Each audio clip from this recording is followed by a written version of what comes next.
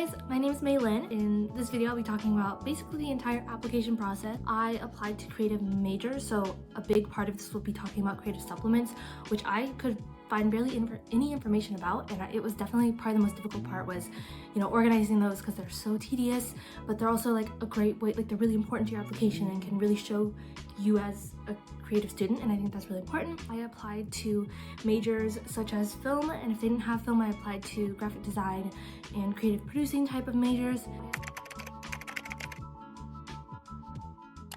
I am going to be completely honest, 6 months before the applications were due, so in the summer, I was completely lost. I had no idea what to apply to and where, and that was honestly really stressful.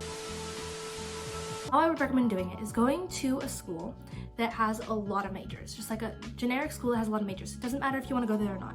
Looking through them, scrolling through, and kind of writing down the ones that, might spark some interest. So if you're into the sciences, maybe writing down that, oh, biology might be something I'm interested in. So kind of like narrowing down your interests. So I did that and found like, oh, I really like public relations and graphic design, and like this connects to like my creative view of life. That sounded very philosophical. Write down your interests and try and figure out what schools are offering, because there's a lot more majors than you think. Next, after I did that, I found schools that had these majors and I wrote them on little sticky notes, and I rated the school kind of like a quick star system. It didn't have to mean much. It was basically just a way to, what was my first impression of the school when I was on their website? Did it feel like a school I would want to go to?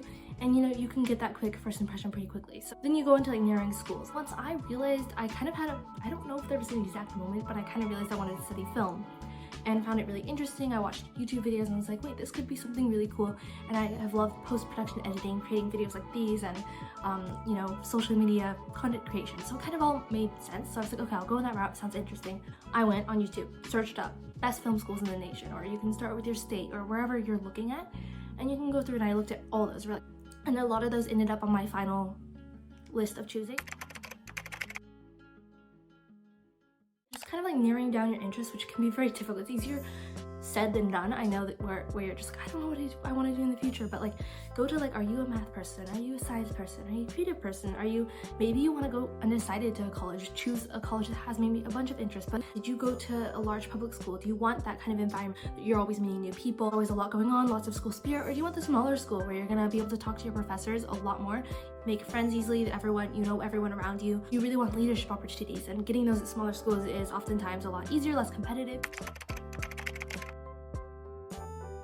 Next is something you guys have probably, many of you have heard about, but choosing the 3 different types of schools: safeties, match, and reach. Safeties can be kind of hard to find because, I would consider a safety above a 50% acceptance rate. So, maybe a state school, something near home, something you basically think you're gonna get in no matter what.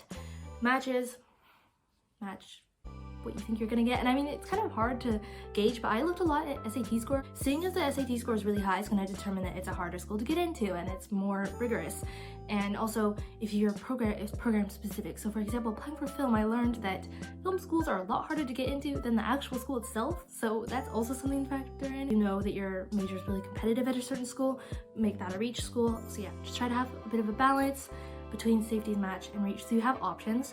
I think it would be nice to apply early action to your safeties, because then you're just getting them back sooner. You have that security when you're opening the other ones that you're more nervous for. You have that security of, oh, I have somewhere to go, because that feels really nice. Sometimes having things written down on paper was something I learned super helpful during this whole process. So for example, I have this paper that I wrote, oh my gosh, it's so messy, and I just wrote list of applying and list of considering, and just wrote down a ton of schools here. You can know that it's a lot of schools I was considering, and I ended up crossing them out, as you can see, and it was just like a way for me to visually see, these are the ones I'm considering, and now I'm gonna go do some more research real quickly. These are the ones I was for sure gonna apply to. Did I apply to all those in the end? I did. Okay, cool. So if you don't want to write it on paper, you can write it on the computer, but just have a visual. If you're undecided or unsure, choose a school that, like, I'm applying in this major maybe, but there's other options. If I ended up not liking this, there's always the opportunity to change majors, to change things. What you're deciding now is actually not deciding your entire future. Like, it feels like that, but you can change things, you can adjust things. Okay guys, so now about the Common App essays. There's gonna be a lot of prompts and you have to choose between prompts for the Common App, but also there's gonna be like little questions that each school asks you. Okay. My biggest tip for that is to copy and paste that all into a separate document. First, so that it saves, because sometimes Common App or portals just don't save and it's really frustrating when your work gets lost. You don't want that happening. Second tip is it's really great for honestly anytime you're copying from a website and you want it in the document but you want it to be formatted the same as your document is formatted to. Instead of just doing copy paste, do Command Shift V, and by doing that it will paste the text from the outside into the document with the same exact formatting that you already have. So that's super helpful, so you don't have to go and have like weird formatting. If that bugs you, it bugs you. Put all of your prompts into a document and just have them there so you can easily quickly just open it up and be like, oh, I have like 30 minutes before dinner, let me just like work on some of these prompts. And just working on them like slowly, because sometimes if you just sit there and try to do all your essay prompts at once, you're gonna feel drained and like the ideas will not flow. Okay, so when actually writing like the longer essays, my best advice is to have a document, maybe separate from the other document with the short answers, where you just brainstorm and completely just like whenever you have an idea, throw it in there. Does that show a little bit about my identity, a little bit about me, and just put it in that document. It might sound weird. Trust me, I came up with some of the weirdest ideas, but just write them because those will spark other pieces of information. So for example, I had an idea at one point to write about smells and smells that I smelled throughout the day and how that connected to my identity or something, or my journey, because I am someone that like, am I the only person like you get food and you smell it? And I don't know, I guess it was kind of like, maybe this is a unique part of me that it didn't work out in the end.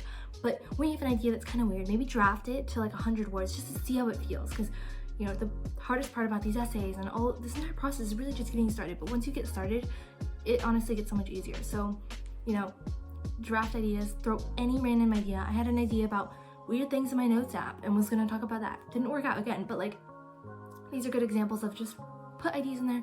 They might even be able to help you in smaller essays. So for example, I had an essay about emojis because I really love emojis and how that connected to how I use them all the time in different aspects. So I actually ended up using that for a shorter essay later on, and it's because I had the idea in that document that I was able to pull from it. So basically a document with tons of ideas and anything you think of, even if it's the weirdest thing.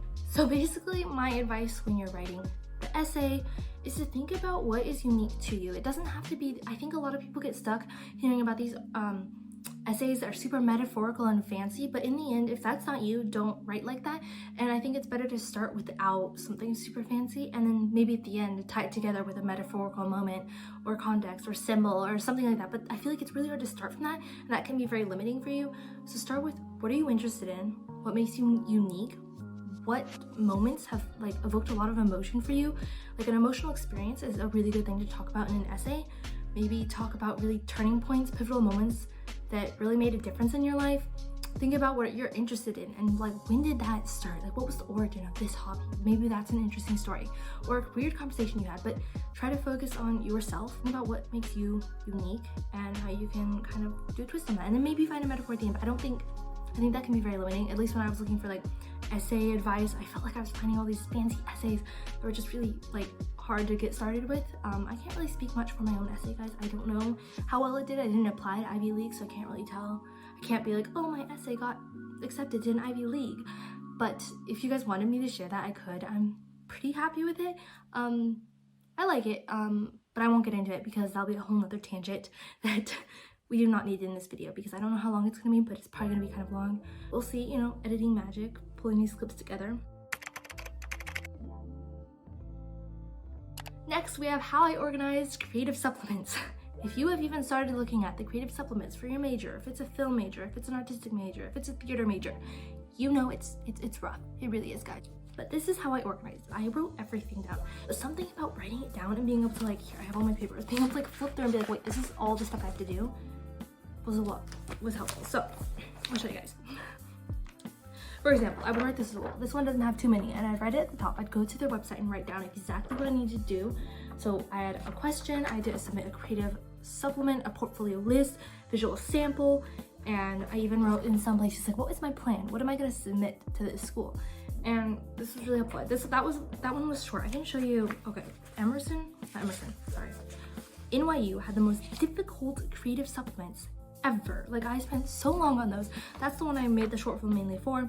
Did I get in? Spoiler alert, no I didn't. But still, this is how I would organize them. Is it gonna be mirrored? Maybe I can unmirror it for you guys so you can see it better, or take a photo and I'll add it. But it's just like writing things down, like what major am I applying to? There are a bunch of different steps. Like one of them was like a 4-year resume. Then tell us about an activity that you were responsible for outside of film, a mission statement reflection, the your selfie video, and then tell us a story. In my UI, I had to tell them, like they gave me prompts and I had to choose one and just create a story. Again, I have like all these papers covered in the creative supplements for the schools, and I think, you know, seeing that, again, like sometimes playing at your computer and like going to check those is like, oh, very tedious. So having it in my folder and being like, by the way, this, and being able to check things off. I don't know if I actually checked some of them off, but I checked this one off, guys. Okay, so now for the timeline that I created for you guys, all originated from this lovely timeline I made. I kept it at the front of my folder so that I saw it when I was applying, just to organize, because I was applying EA to some schools, regular for other schools, and it was just easier to have it written out and be like, this is when they're due. I do not want to miss deadlines. I did miss one, but I will blame it on the Common App because they didn't tell me that there was an earlier deadline for art students, which is something I should mention here. It's kind of like not a little bit off topic, but it's very important. Some schools, the artistic majors that have these creative supplements, they're due sooner so that they can review them. So maybe a school says, oh, our applications for regular decision are due this date, but then in fine print you'll see that for this specific major it was actually due a month before. Or I can't apply early action because early decision or early action because this school needs time to look over my portfolio. So having the portfolio definitely changes the deadline, so make sure you triple check when that deadline is so you don't miss it, because it would be, I would hate for you to have to go through all the work to do the portfolio and be like, wait, I can't even submit it now. So definitely check, like triple check that for that major, it's specifically due that day, because Common App doesn't always know that. Sometimes it will tell you, but it's better to check on the website. Okay, so then from that, I created a Canva document that you guys can use as a template. This is what it looks like printed out. I have like 2 versions. You can edit it. Okay, so then again, this is like an empty timeline. So this one you could print out and just write all over. Change the number of boxes. There's also this one that has a little bit more, which I wouldn't print out. I would leave this digitally. You can do it on your computer, edit everything that way. And I think it's just a great way to see timeline, or you can make your own. This is just inspiration. You don't have to do any of this. Okay guys, so that's it for this video. I hope you guys found it a little bit helpful, and if you have any questions at all, just leave them below and I'll answer them, or DM me on Instagram. I'm very active on that with the handle here, and I'll be posting more videos, so I hope that you'll stick around. Just thank you guys for being here. I am so glad you made it to the end of the video and just watched in general. That means a lot to me. So I'll see you guys in future videos. Bye!